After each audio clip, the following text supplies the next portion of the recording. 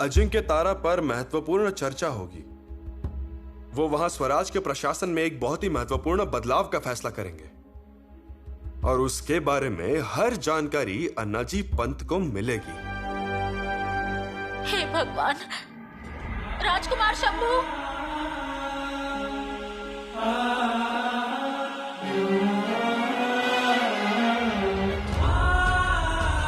फिर से बेहोश हो गए। यीशु, किसी कारण से मुझे यह आभास होता रहता है कि पिताश्री को अकेला नहीं छोड़ना चाहिए।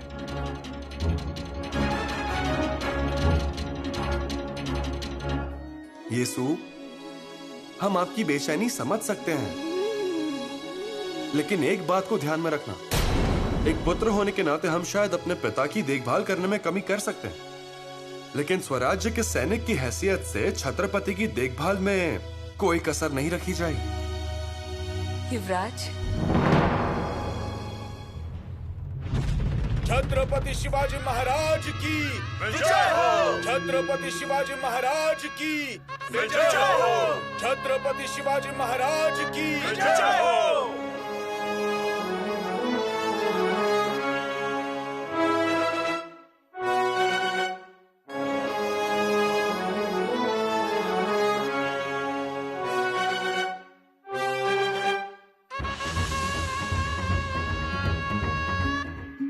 पिताश्री, आप थक चुके होंगे। बस थोड़ी सी कमजोरी महसूस हो रही है। हम गुड़ पानी लाते हैं। शंभू राजा,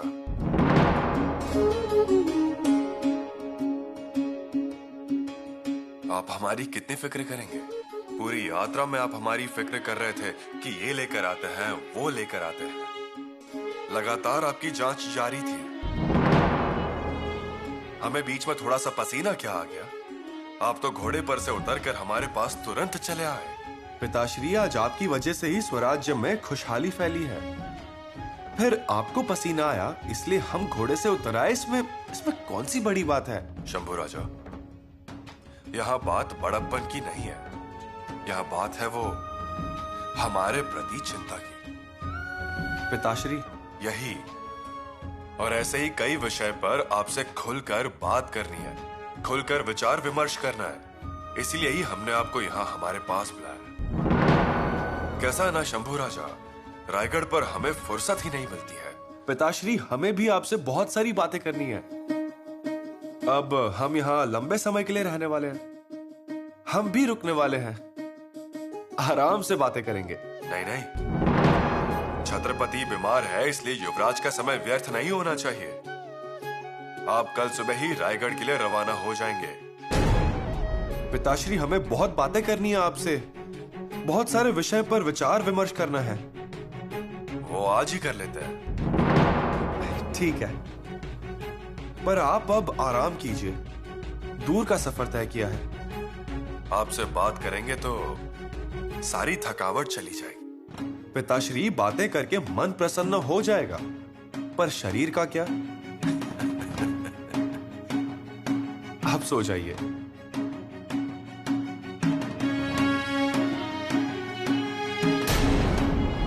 शंभू राजा, आज रात का खाना साथ में खाएंगे।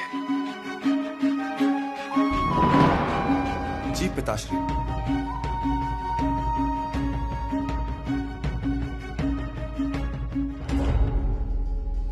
किले पर छत्रपति हैं।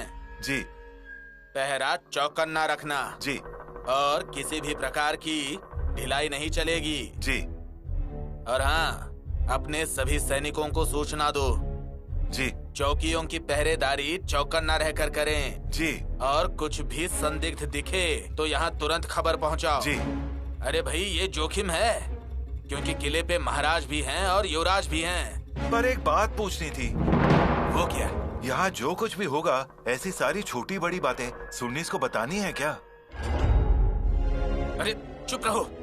कुछ समझ में आता है कौन सी बात चिल्ला के बोलनी चाहिए और कौन सी आराम से? हाँ, चलो जाओ। हाँ।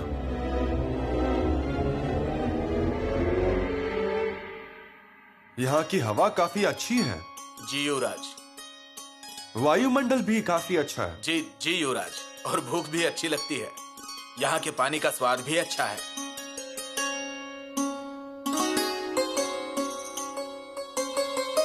मतलब महाराज ने घूमने के लिए अच्छी जगह देखी है। और नहीं तो क्या। और सच कहूँ तो ये हमारा पूर्व पुण्य है, महाराज की सेवा करने का अवसर मिला। युवराज, खानसामे को साथ ही लेकर आए हैं। रसोई में कुछ करने जा रहा था, लेकिन मैं यहाँ लाया। तो आप बावर्ची हैं? जी। ये देखिए, महाराज को आसानी से पाचन हो जाए ऐसा खाना बनाइए। जी। क्या बनाएंगे? हाँ, मूंग की दाल, चावल और घी। और घी जो संदूक में रखा है वो। और किस प्रकार का भोजन बनाएंगे? माफ कीजिए युवराज, पर महारानी जी ने महाराज जी के खाने का सारा सामान और कौन से दिन कौन सा खाना बनाकर देना है, नहीं मतलब जलपान कौन सा देना है, दोपहर में खाना क्या होना चाहिए, रात के खाने में क्या होना चाहिए, ये सब बताकर रखा है हमें। बहुत अच्छे। माता श्री ने खुद आदेश दिया है, इसका मतलब हमारी चिंता दूर हो गई। जी युवराज, आपका और महाराज का खाना हम अलग बनाएं क्या?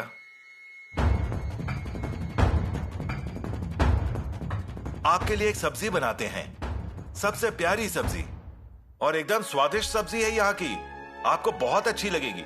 बना दूं? आज्ञा दीजिए।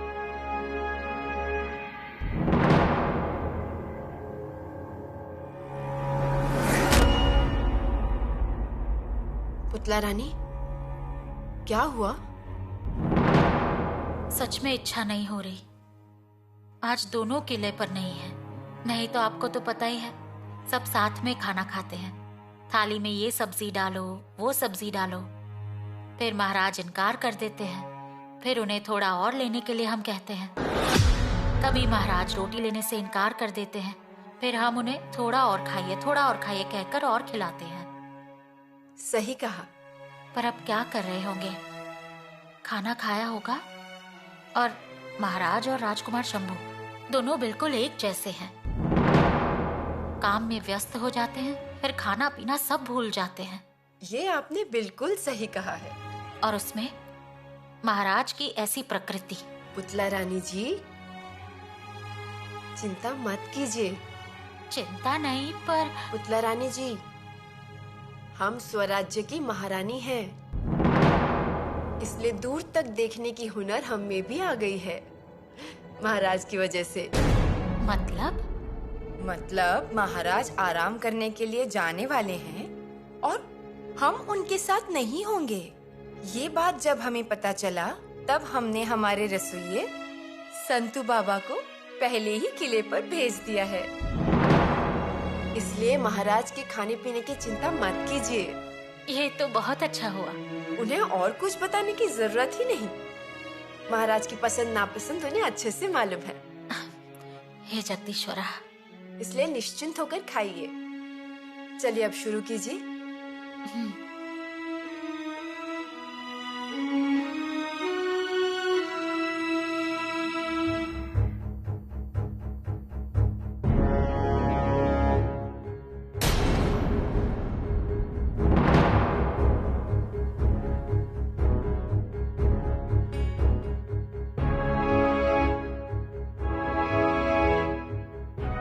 पिताश्री, नींद पूरी हुई? आराम मिला आपको? नींद तो आई ही नहीं। हाँ, पर थोड़ा आराम जरूर मिल गया। पिताश्री, थोड़ा सा सो लेना चाहिए था आपको। हमें कुतुब शाह सोने नहीं दे रहा है। जिन चीजों को हम हाथ में रखकर राजनीति खेल रहे हैं, वो हमें बार बार बोल रहे हैं, जल्दी आ जाइए, जल्दी आ जाइए। पिताश्री, कैसा है दक्षिण का इरादा? उसी विषय पर तो हमें आपसे बात करनी है। पिताश्री, हम बहुत उत्सुक हैं ये दक्षिण के इरादे सुनने के लिए। शंभू राजा, हम 3 वजह से दक्षिण दिग्विजय के लिए निकले हैं। उसकी पहली वजह है कर्नाटक के शेर खान लोडी पठान पर आक्रमण करके उन्हें खत्म कर देना। दूसरी वजह कुतुब शाह, मतलब अबुल हसन कुतुब शाह के साथ दोस्ती करना।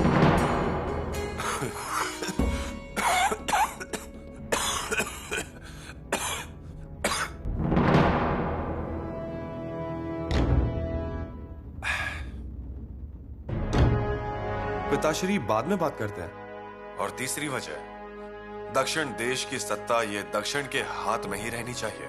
उसके लिए कुतुबशाही, आदिलशाही और स्वराज्य को एक साथ होना चाहिए, क्योंकि आज या कल वो औरंगजेब दक्षिण पर हमला जरूर करेगा। उसे पूरे हिंदुस्तान में बस एक ही साम्राज्य चाहिए, और वो भी मुगलों का। और उसके शक्तिशाली साम्राज्य के सामने हमें खड़े होना होगा, उन्हें हराना होगा। तो दक्षिण में एक साथ बने रहना जरूरी है।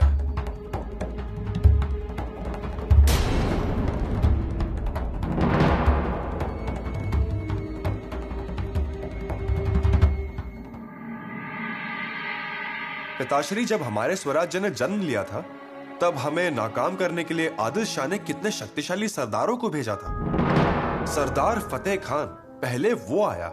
जी हाँ, तब हम 18 साल के थे। हम उनसे लड़े, पर सारे सैनिक हमारे साथ थे। बाजी काका पाचल, गोदाजी जगदा, भैरूजी चोर, सर्जेराव जे थे। सभी ने अपनी ओर से पूरी कोशिश की। बाद में अफजल खान, फिर सिद्दी जोहर, फिर रुस्तमी जमा, महलूल खान, इतने सारे शक्तिशाली सरदार आए और हार कर चले गए। और अब आप स्वयं जा रहे हैं, तो आपके लिए गालीचे ही बिछा देंगे वो। उसके लिए दो ही वजह है, सख्त अनुशासन और सख्त नियम। इसीलिए हमारे आम लोग स्वराज्य के लिए महान शक्ति पैदा कर सकते हैं।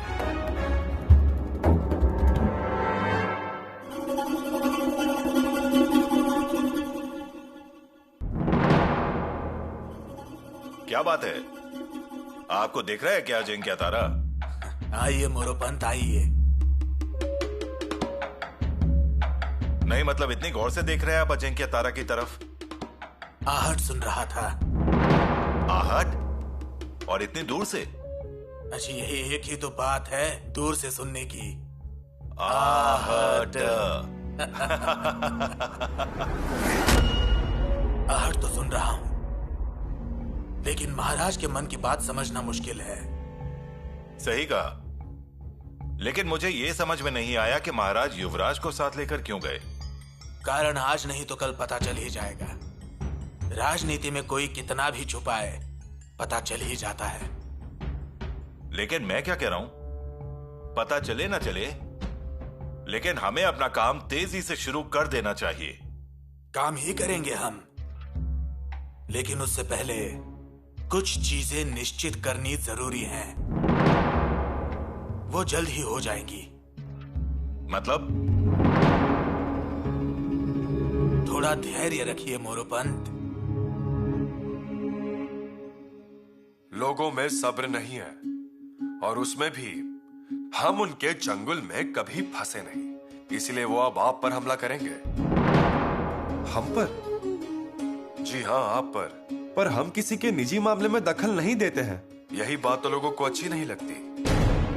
शंभू राजा, एक बात हमेशा ध्यान में रखिए, कपड़े को नापते वक्त गजाला को और माल को नापते वक्त तराजू को झटका दिए बगैर वहाँ का व्यवहार ही पूरा नहीं होता। ऐसी दुनिया में हम रहते हैं। लोग आपको मुसीबत में डालने की बार बार कोशिश करेंगे, पर आप हमेशा सतर्क रहिए। शंभू राजा, हमारे दुश्मन अलग थे और आपके दुश्मन अलग हैं। हमारे दुश्मन हमें दिखाई देते थे, आपके दुश्मन आपको दिखेंगे नहीं, क्योंकि आपके दुश्मन को यह बात मालूम है कि आपके ज्ञान के आगे, बुद्धि के आगे, आपके पराक्रम के आगे वो टिक नहीं पाएंगे, और इस वजह से वो आप पर छिपकर हमला करेंगे। शंभू बेटा, हमेशा सावधान रहना, जरा भी असावधानी मत रखिए। जी पिताश्री। स्वराज्य तो खड़ा होगा, लेकिन स्वराज्य में आज भी कुछ ऐसे लोग हैं जो आज भी गुलामी में रहना पसंद करते हैं। मुगलों की आदतों को और विविधताओं को स्वीकार कर लिया है, खुद को बेबसी के रंग में ढाल दिया है। शायद आपको भ्रमित किया जाएगा, लेकिन फिर भी उनकी सींगों का निशाना आपके पेट की ओर होगा, ये ध्यान में रखिए।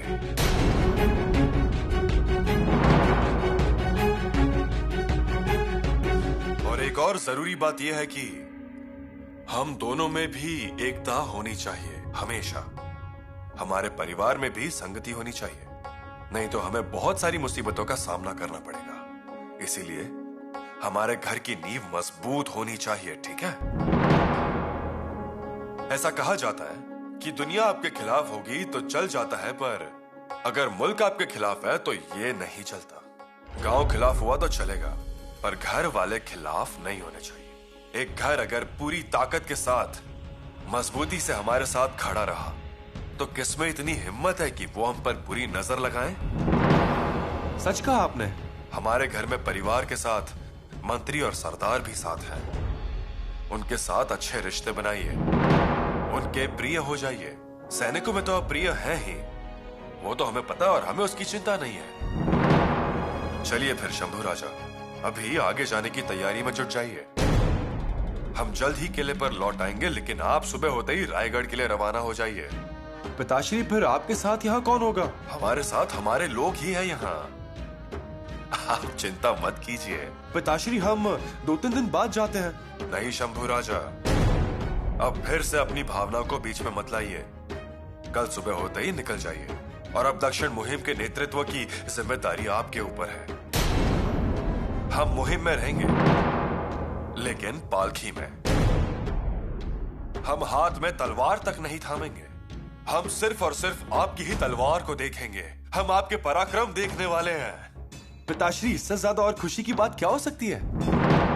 आप हमें लड़ाई करते वक्त देखें, तलवार चलाते वक्त देखें, और जब शत्रु को हराएंगे तब देखें। इससे ज्यादा अच्छी बात क्या? यही तो हमारी इच्छा थी। इस मुहिम का संपूर्ण नेतृत्व हम आप पर सौंप रहे हैं। पिताश्री, हम आपके विश्वास पर खरे उतरेंगे। इस मुहिम का नेतृत्व आपके ऊपर सौंपने की वजह है वो औरंगजेब। आपके ऊपर सौंपी हुई नेतृत्व से हमें उसे सूचित कराना है कि आपके रूप में दूसरा शिवाजी दक्कन में खड़ा हो गया है। इस बात की उसे खबर हो जानी चाहिए, इसीलिए हम ये प्रयास कर रहे हैं।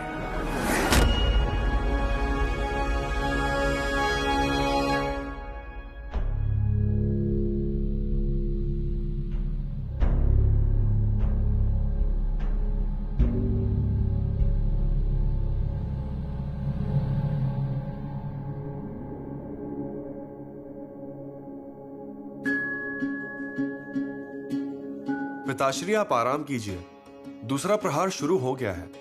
शंभू राजा, हमने दिन और रात को कभी अलग समझा ही नहीं। हाँ, लेकिन थोड़ी सी थकावट हो गई है। लेकिन आपसे बहुत सारी बातें करनी है, आप बैठिए यहाँ। पिताश्री, अब और बातें नहीं, आप आराम कीजिए। शंभू राजा, ऐसा वक्त हमें मिलता नहीं है। आप जल्दी किले पर वापस आने वाले हैं ना, तब बात कर लेंगे। ठीक है, लेकिन सूर्योदय होते ही रवाना हो जाइए। मुहिम की तैयारी जोरों से शुरू कर दीजिए। पिताश्री, जब आप रायगढ़ पर आएंगे तब फौज तैयार खड़ी दिखेगी। जगदम, अब आप भी थोड़ा आराम कीजिए, और कल रवाना होते समय फिर मिलने की कोई जरूरत नहीं है। ख्याल रखिए।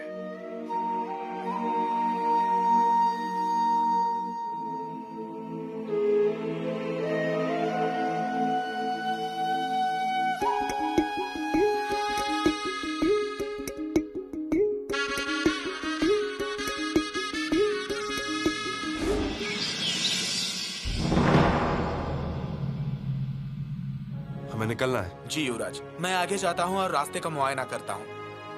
फौज की एक टुकड़ी को 10 कदम दूर हमारे पीछे चलने के लिए कह दीजिए। जी युवराज।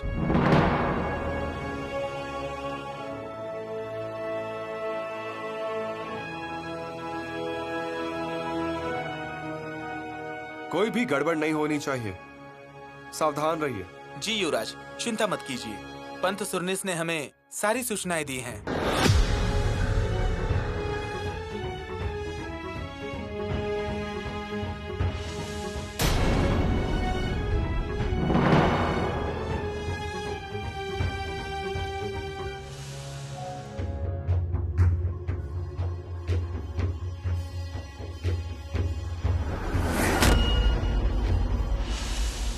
आज ऐसा क्यों हो रहा है?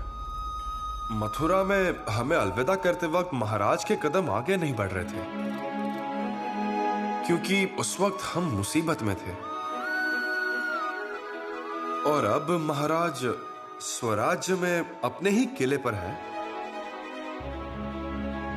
फिर भी महाराज को छोड़कर जाने के लिए हमारे कदम आगे क्यों नहीं बढ़ रहे?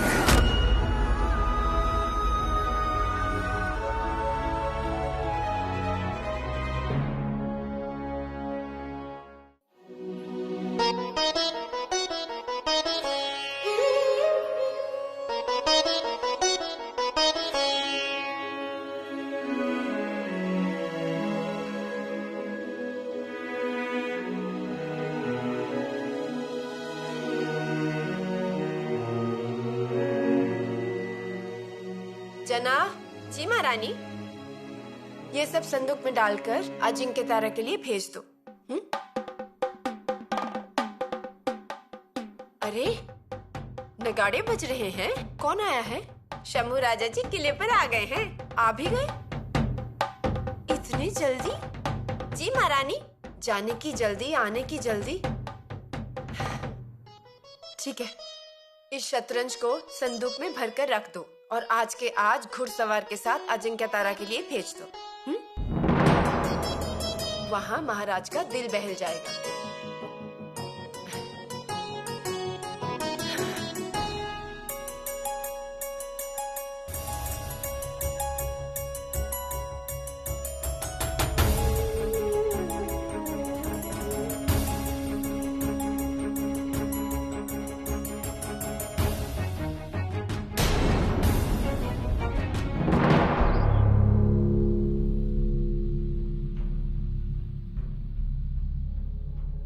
शंभू राजा निकल गए? जी महाराज। कब निकले वो? सूर्योदय पर ही युवराज किले से नीचे उतरे हैं, लेकिन लग रहा था कि जाने की इच्छा नहीं थी उनकी। बहुत देर तक आपके कमरे के बाहर ही रुके थे, फिर आपके पास आए, आपको बड़ी ध्यान से देखा। जाऊं कि ना जाऊं इसी दुविधा में थे वो। आखिर सूर्योदय हुआ और वो चले गए। बहुत प्रेम करते हैं वो हमसे। जी महाराज। थोड़ा खाना भेज दीजिए और थोड़ा दूध भी भेजना। जी महाराज।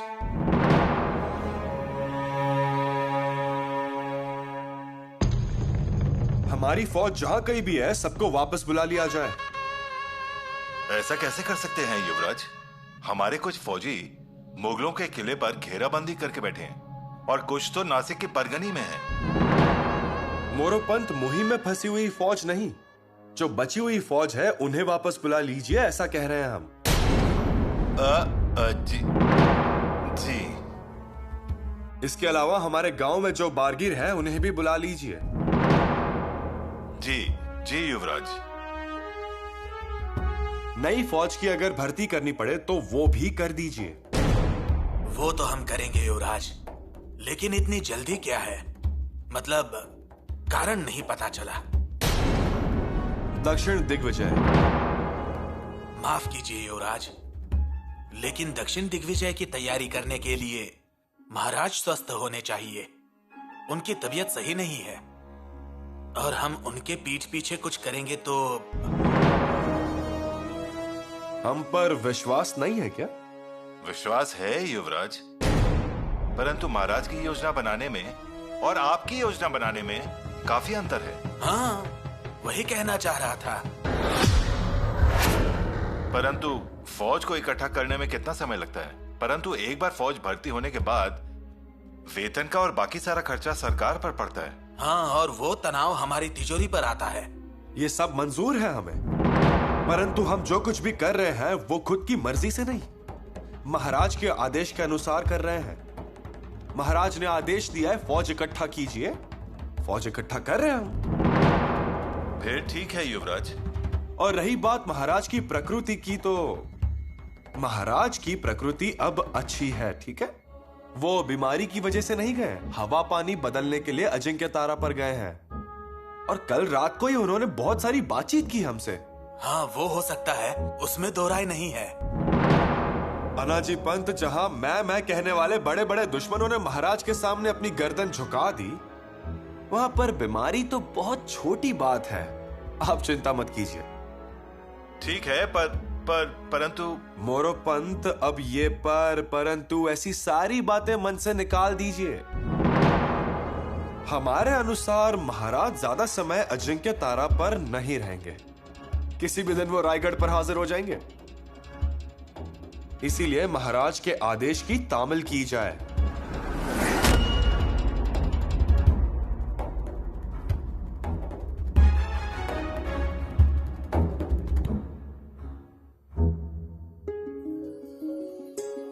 माताश्री, आपने बुलाया हमें? हाँ, आइए बैठिए।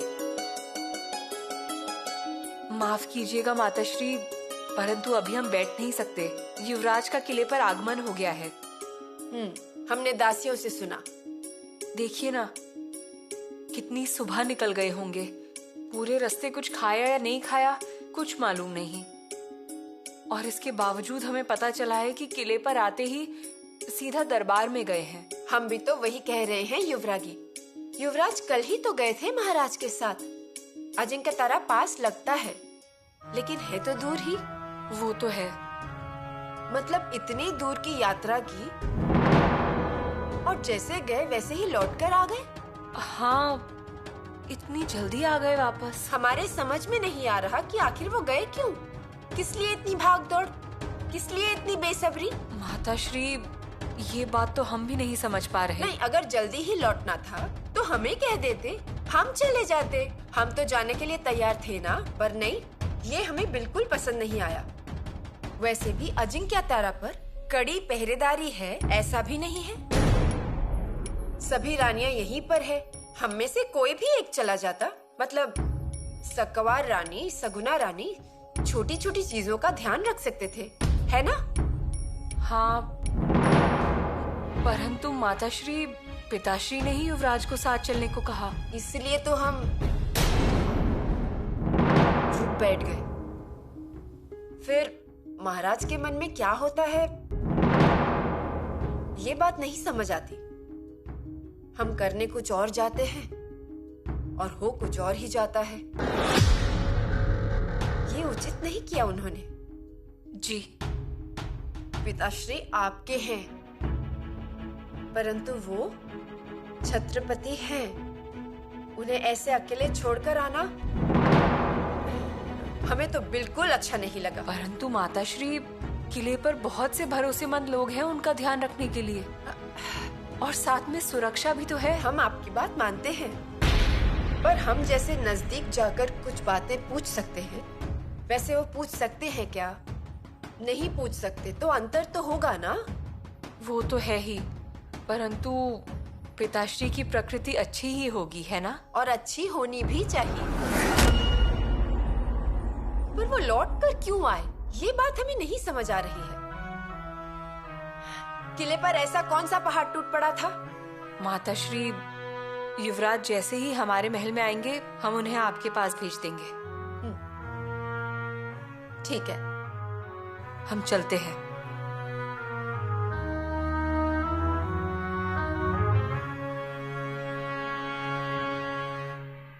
वैद्य जी, सूर्योदय के बाद ही आप धड़कनें देख कर गए थे, अब फिर से? सावधानी बरतनी पड़ती है।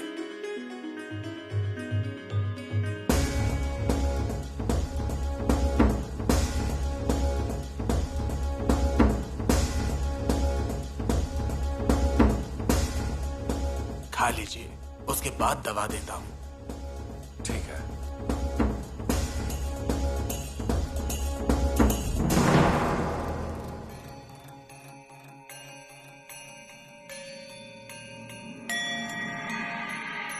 आज हम बहुत बहुत खुश हैं।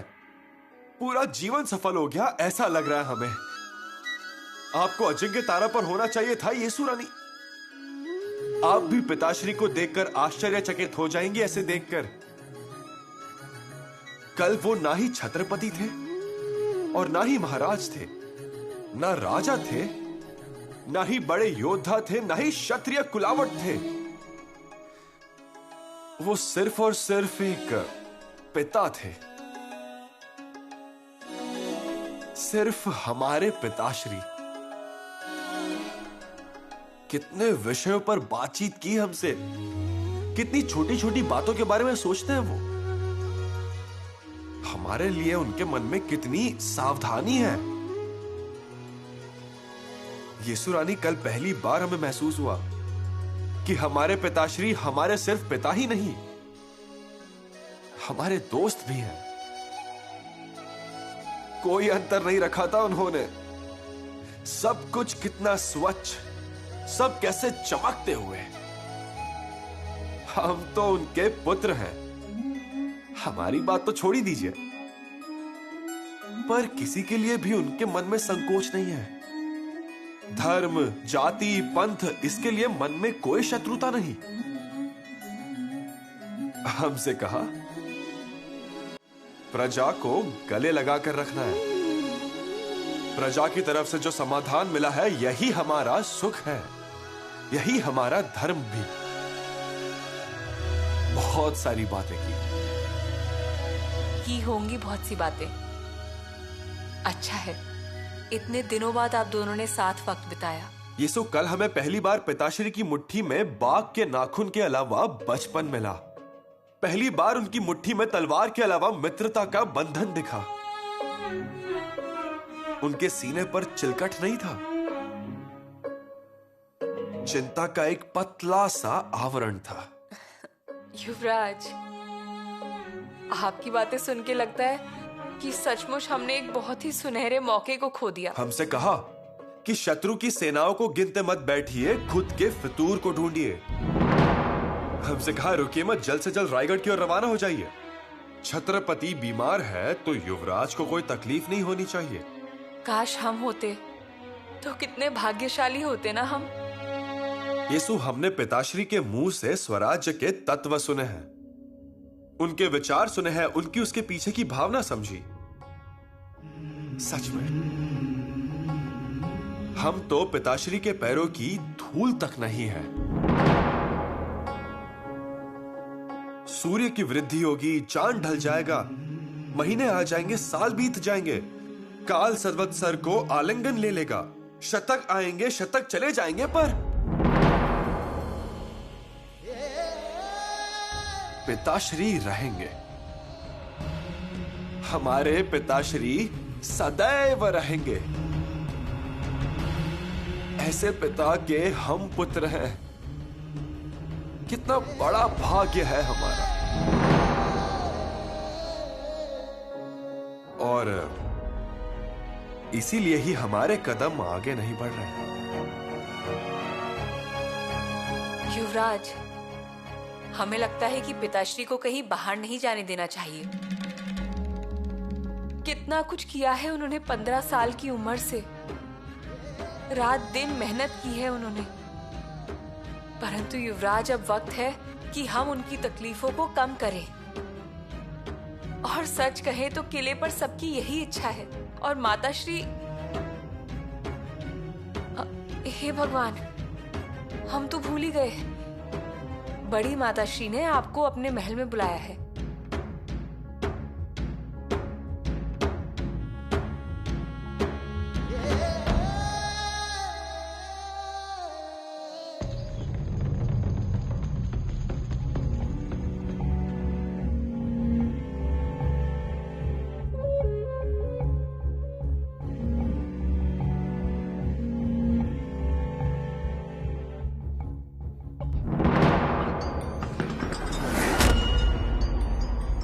क्या हुआ महाराज?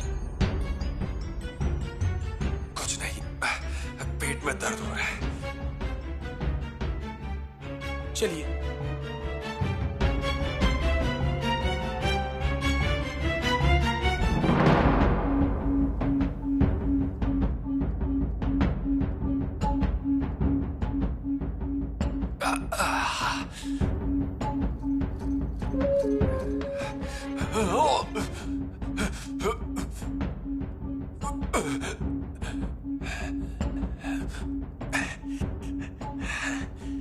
क्या हुआ महाराज?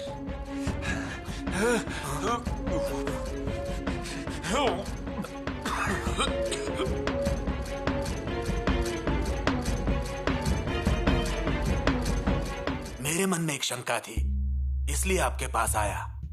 कैसी शंका? महाराज वहाँ अजिंक्य तारा पे आराम कर रहे हैं और यहाँ युवराज उनके नाम से हमें आदेश दे रहे हैं। कैसा आदेश? फौज खड़ी करने का। अच्छा। ऊपर से किले पर बड़े लोग नहीं हैं। हम्बीर राव कल्याण भिवंडी की तरफ गए हैं। ये साजी कंक नहीं है, आनंद राव अक्काजी नहीं है। मतलब महत्वपूर्ण लोग किले पर नहीं है। इसीलिए आपके पास आया था चर्चा करने के लिए कि करूं भी तो क्या करूं। ऊपर से महाराज का लेखी आदेश नहीं है। सैन्य दल खड़ा करना, युद्ध की तैयारी करना, इन सब से भी जरूरी है महाराज की तबीयत ठीक होना। उन्हें वहीं पर रुक जाना चाहिए था। यहाँ आकर गड़बड़ करने की जरूरत नहीं थी। बिल्कुल सही कहा। ऊपर से महाराज ठीक नहीं है, फौज लेकर जाएंगे भी तो कहाँ, और महाराज की तबीयत बिगड़ भी तो सकती है। माताश्री, आपने बुलाया? हाँ। कोई सेवा? अब महाराज की तबीयत कैसी है? ठीक है। उत्तम। युवराज, आप इतनी जल्दी लौटकर आ गए? पिताश्री ने ही वैसा आदेश दिया था, कहा जाइए। परंतु फिर भी उन्हें समझाकर वहीं पर रहना चाहिए था ना? माताश्री, हम भी वही कह रहे थे। तो पिताश्री ने कहा छत्रपति की प्रकृति ठीक नहीं है, इसलिए काम रुकने नहीं चाहिए। तो हम आ गए। वो अच्छा किया। बाकी किले की व्यवस्था कैसी है? व्यवस्था अच्छी है। आपने खुद ही सभी व्यक्ति का चुनाव किया है, इसलिए व्यवस्था बहुत अच्छी है। इसके अलावा बावर्ची को माताश्री ने ही भेजा है। उनको महाराज की पसंद नापसंद सब पता है, और माताश्री ने सूचना भी तो दी है। कल रात पिताश्री और हम एक साथ ही भोजन कर रहे थे। तो क्या बनाया था उन्होंने? कुछ खास नहीं, मूंग की दाल और चावल थे, और हमारे लिए भांगीरे की सब्जी भी थी। महाराज को पसंद आया ना? जी हाँ, बातचीत करते करते खाना अच्छी तरह खाया। उसके बाद दूध भी मांगा उन्होंने।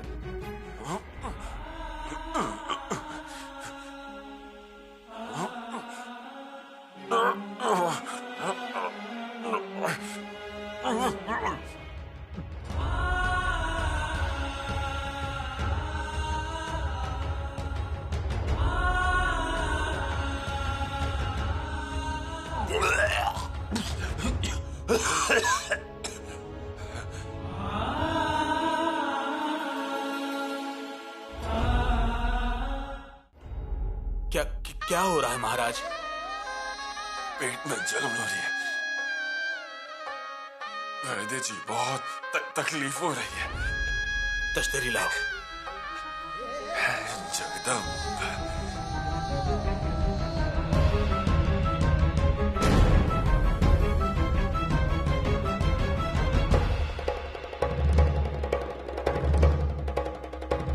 तुरंत रायगढ़ को संदेशा भेजिए। जी। महाराज की तबीयत ठीक नहीं है, ये खबर दीजिए। तेज संदेशवाहक भेजिए। माताश्री, सच तो यह है कि अजिंक्य तारा से लौटने के लिए हमारे कदम बढ़ ही नहीं रहे थे। बहुत समय तक हम किले पर ही ठहरे थे। पता नहीं क्यों, पर पिताश्री को छोड़कर आने का मन ही नहीं हो रहा था। इसलिए हम कह रहे थे, आप कुछ जल्दबाजी मत कीजिए। सैन्य दल बढ़ाना आसान है, परंतु उसे संभालना मुश्किल। महाराज को आने दीजिए, फिर आगे का काम कीजिए। जी।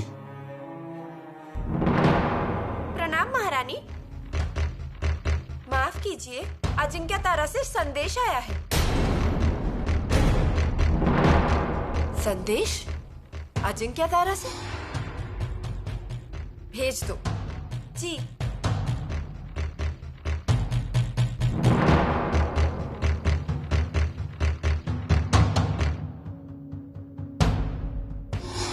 महाराज की तबीयत ठीक नहीं है। राज वैद्य जी ने सभी को जल्दी बुलाया है। सभी को मतलब? अचानक से? महाराज की तबीयत अचानक से ज्यादा बिगड़ी है।